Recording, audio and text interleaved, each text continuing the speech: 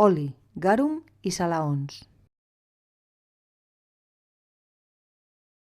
En aquesta taverna o botiga es van trobar empremtes d'oli i alguns embuts, cosa que evidencia que estava destinada a la venda d'aquest producte i altres de similars, com el garum o les salaons.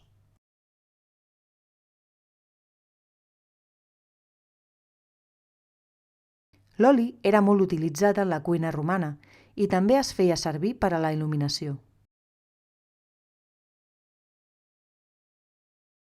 A Baétulo s'importava de la Bètica, l'actual Andalusia, que proveïa d'oli, envasat en grans àmfores de panxa esfèrica, bona part de l'imperi.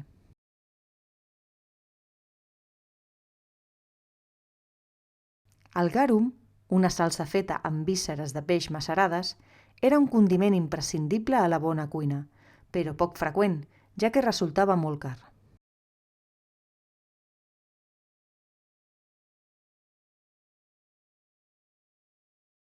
Les salaons de peix, força més habituals, arribaven també de la Bètica, en àmfores amb el coll en forma de trompeta.